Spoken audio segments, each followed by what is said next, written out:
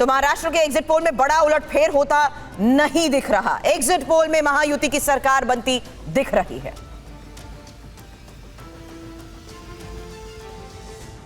ज्यादातर exit polls Maharashtra में महायुति की सरकार बनने का दावा कर रहे हैं। मोटे तौर पर लगभग सारे एग्जिट पोल इस बात पर एकमत हैं कि महाराष्ट्र में एनडीए की सरकार बनेगी और बीजेपी सबसे बड़ी पार्टी बनकर उभरेगी। मैट्राइज के मुताबिक एनडीए को 150 से 170 सीटें मिलती दिख रही हैं। मैट्राइज के एग्जिट पोल में महाविकास आघाड़ी को 110 से 130 सीटें मिलती दिख रही हैं, जबकि अन्य के खाते में 8 से 10 सीटें जाती दिख रही हैं। पीपल्स प्लस का पोल कहता है कि एनडीए को 175 से 195 सीटें मिल सकती हैं। महाविकास आघाड़ी के खाते में 85 से 112 सीटें जाती दिख रही हैं, जबकि अन्य के खाते में 7 से 12 सीटें जा सकती हैं। पी मार्क के मुताबिक एनडीए को 137 से 157 सीट मिल सकती है। महाविकास आघाड़ी को 126 से 146 सीटें मिलती दिख रही हैं, जबकि अन्य को 2 से 8 सीटें मिलने की संभावना है। एक और एजेंसी चाणक्य स्ट्रैटेजीज का दावा है कि एनडीए को 152 से 160 सीटें मिल सकती हैं। महाविकास आघाड़ी को 130 से 168 सीटें मिलती दिख रही हैं, जबकि अन्य को 6 से 8 सीटें मिल सकती हैं। एग्जिट पोल के आंकड़ों में बहुमत एनडीए के पक्ष में दिख रहा है और एक बार फिर महाराष्ट्र में महायुति की सरकार बनती दिख रही है। जब जब वोटिंग परसेंटेज बढ़ता है तो बीजेपी को ही उसका फायदा होता है। हालांकि कांग्रेस का दावा है कि सभी एग्जिट पोल्स गलत साबित होंगे और चुनाव में कांग्रेस को बड़ी जीत मिलेगी। एनडीए महाराष्ट्र में बहुमत में आएंगे। 170 के ऊपर महाराष्ट्र में एनडीए की सीटें आएंगी। और झारखंड की 81 सीटों पर हुए मतदान को लेकर एग्जिट पोल बटे हुए हैं। अलग अलग एजेंसियां अलग अलग दावे कर रही हैं। झारखंड में एक्सिस माई इंडिया का अनुमान है कि एनडीए को 25 सीटों के साथ फिर से विपक्ष में बैठना पड़ सकता है, जबकि इंडिया गठबंधन 53 सीट लेकर सत्ता में वापसी कर सकती है। लेकिन मैट्राइज का आंकड़ा अलग है। मैट्राइज के मुताबिक एनडीए को 42 से 47 सीटें मिलती दिख रही हैं, जबकि इंडिया गठबंधन 25 से 30 सीटों के साथ विपक्ष में जा सकता है। जेवीसी के एग्जिट पोल में यह अनुमान है कि एनडीए को 40 से 44 सीटें मिल सकती हैं, वहीं इंडिया गठबंधन को 30 से 40 सीटें मिल सकती हैं। पी मार्क के आंकड़े ये बताते हैं कि एनडीए के खाते में 31 से 40 सीट और इंडिया गठबंधन के खाते में 37 से 47 सीटें जा सकती हैं। एग्जिट पोल के दावे में जेएमएम खुश दिख रही है। जेएमएम और कांग्रेस, राजद और वाम दलों की सरकार बनने वाली है, क्योंकि आपने देखा जो ये बम्पर वोटिंग हुई है और जिस तरह से इसमें महिलाओं ने बढ़ चढ़ कर हिस्सा लिया है, उससे ये साबित होता है कि यहाँ सरकार बन रही है। हालांकि बीजेपी को लग रहा है कि एग्जिट पोल गलत साबित होंगे और झारखंड में बीजेपी की सरकार बनेगी। झारखंड की तस्वीर और तकदीर बदलने के लिए जनता ने भारतीय जनता पार्टी एनडीए को वोट किया है। और महाराष्ट्र और झारखंड के बाद अब उत्तर प्रदेश की 9 विधानसभा सीटों पर हुए मतदान की भी करते हैं बात, क्योंकि एग्जिट पोल्स का क्या कहना है बताते हैं आपको।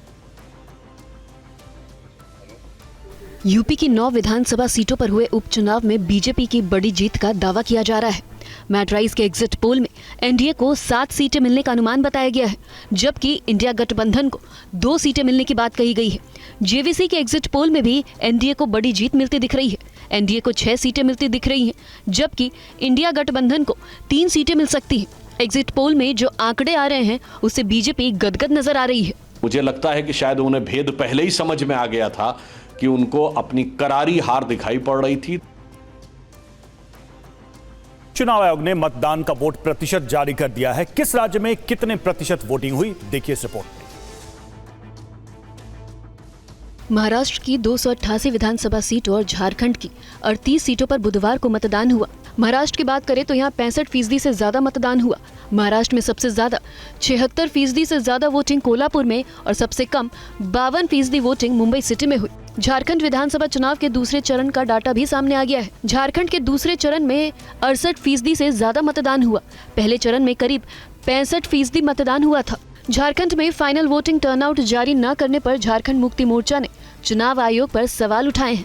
महाराष्ट्र और झारखंड के अलावा 4 राज्यों की 15 विधानसभा सीटों पर भी उपचुनाव के लिए वोट डाले गए। यूपी की 9 सीटों पर हुए उपचुनाव की बात की जाए तो गाजियाबाद में 33% से ज्यादा मतदान हुआ। कटहरी में 56% से ज्यादा मतदान रिकॉर्ड किया गया। खैर में 46%, कुंदरकी में 57% से ज्यादा मतदान रिकॉर्ड किया गया है। करहल में 54% मतदान, मंझवा सीट पर 50%, मीरापुर में 57%, फूलपुर में 43%, सीसामऊ में 49% मतदान हुआ। पंजाब की 4 विधानसभा सीटों में उपचुनाव के लिए वोटिंग हुई, तो वहीं झारखंड और केरल की एक सीट पर मतदान हुआ। पंजाब की 4 सीटों पर 63%, उत्तराखंड केदारनाथ सीट पर 57% से ज्यादा, जबकि केरल की पलक्कड़ सीट पर 69% से ज्यादा मतदान हुआ।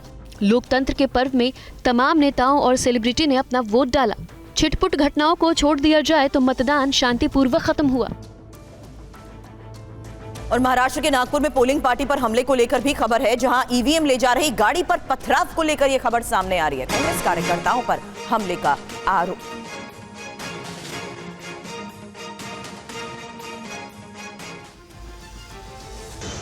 तस्वीरें बता रही हैं कि कार पर चारों तरफ से पत्थरबाजी की गई। कार के तमाम शीशे टूटे हैं और चारों तरफ कांच बिखरा पड़ा है। ईवीएम ले जा रही कार में तोड़फोड़ की यह घटना नागपुर के किला इलाके की है। बताया जा रहा है कि किला इलाके के बूथ नंबर 268 से ईवीएम मशीन लेकर एक कार जब मतदान केंद्र से बाहर निकली तो कुछ लोगों ने उस कार पर हमला कर दिया। दावा किया जा रहा है कि ईवीएम ले जा रही कार पर हमला करने वाले कांग्रेस के कार्यकर्ता थे। उन्होंने गाड़ी पर पत्थर और लोहे की रॉड से तोड़फोड़ की। जैसे ही पुलिस को सूचना मिली तो पुलिस की एक टीम मौके पर पहुंच गई और सरकारी कर्मचारियों को सुरक्षित बाहर निकाला। पुलिस टूटी फूटी कार को कोतावली थाने ले गई और कर्मचारियों को ईवीएम समेत सुरक्षित उनके निर्धारित स्थानों पर पहुंचा दिया। जब वोटिंग खत्म हो गया था तो एक जोनल ऑफिसर जो है वो कुछ काम के लिए बाहर चले गए थे किसी जेरोक्स सेंटर पर। उनके गाड़ी में जो स्पेयर ईवीएम था, कुछ लोगों को पता चला कि वही शायद जेन्युइन ईवीएम है जो पोलिंग में यूज़ किया था, तो इसीलिए फिर वो लोग वहाँ पर इंक्वायर करने के लिए उनके पीछे पड़ गए। उसमें उनके हाथापाई हो गए और गाड़ी का नुकसान हो गया। वो रोकने की कर रहे थे गाड़ी को। और central board of secondary education ने 10वीं और 12वीं परीक्षा की तारीखों का ऐलान कर दिया है। इसे लेकर सीबीएसई ने शेड्यूल भी जारी कर दिया है। 10वीं और 12वीं की परीक्षाएं 15 फरवरी से शुरू होंगी। 10वीं की परीक्षाएं 18 मार्च तक चलेंगी, जबकि 12वीं क्लास की परीक्षाएं 4 अप्रैल को समाप्त होंगी।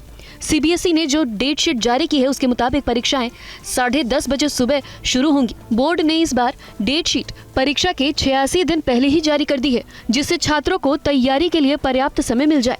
इस बार सीबीएसई ने पिछले कुछ सालों से चली आ रही परंपरा से हटकर बड़े विषयों की परीक्षाएं पहले करवाने का फैसला किया है।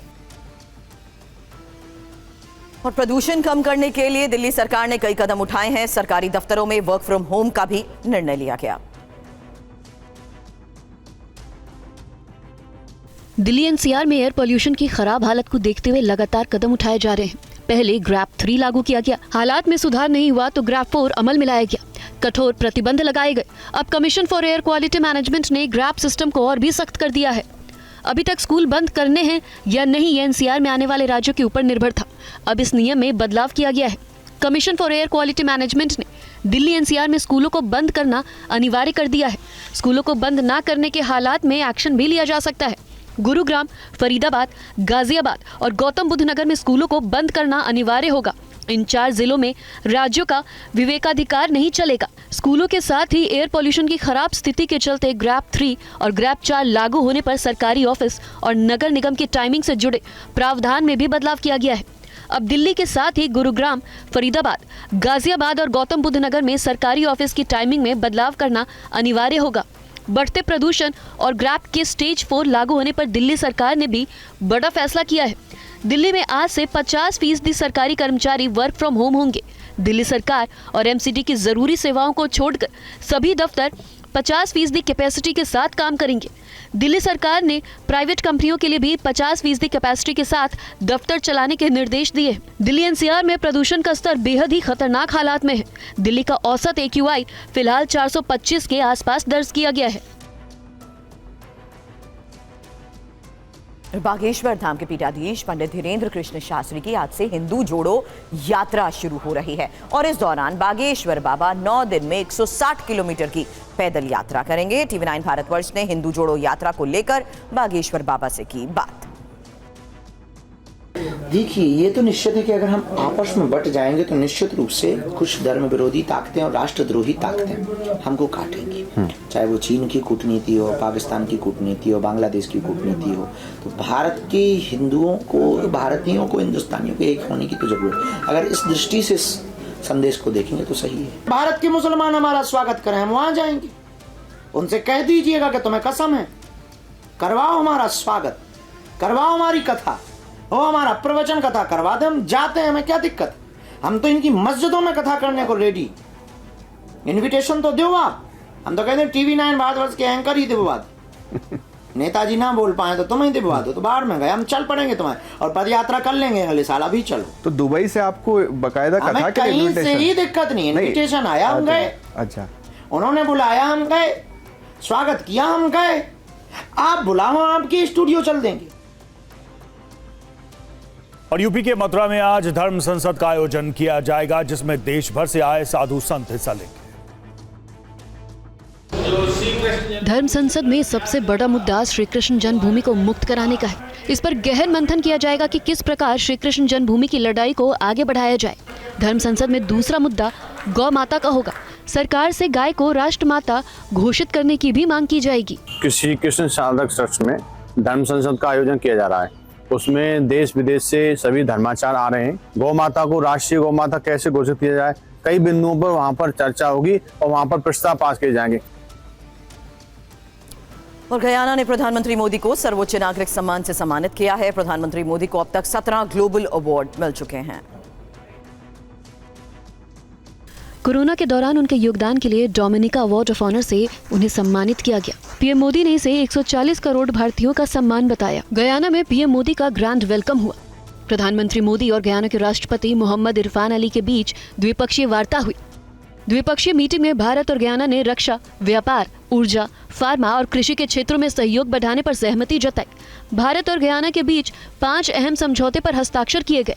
गयाना के राष्ट्रपति इरफान अली ने पीएम मोदी की खुलकर तारीफ की। So thank you very much, Prime Minister Modi. Once again, it is our greatest honor to have you here. You are a champion among leaders. You have led incredibly. You have shown the light to the developing world, and you have created a development matrix and framework that many are adopting in their own country, and much of it is relevant to us here in Guyana. द्विपक्षीय वार्ता के बाद PM Modi ने Guyana के साथ व्यापारिक रिश्ते बढ़ाने पर जोर दिया। आज की बैठक में हमने हमारे सहयोग को मजबूत करने के लिए कई नए इनिशिएटिव्स की पहचान की है। हमारे आपसी व्यापार और आर्थिक सहयोग को बढ़ाने के लिए हम निरंतर प्रयास करते रहेंगे। पीएम मोदी की गयाना यात्रा दोनों देशों के बीच सहयोग बढ़ाने में एक महत्वपूर्ण मील का पत्थर है। और गयाना का सर्वोच्च सम्मान मिलने पर प्रधानमंत्री ने कहा कि ये दोनों देशों के अटूट रिश्ते का प्रतीक है। ये 140 करोड़ भारतीयों का सम्मान है।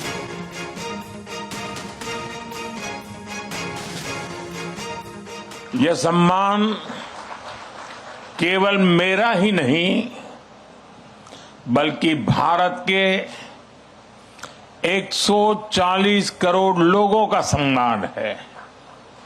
यह हमारे संबंधों के प्रति आपकी गहरी प्रतिबद्धता का सजीव प्रमाण है, जो हमें हर क्षेत्र में आगे बढ़ने के लिए प्रेरित करता रहेगा।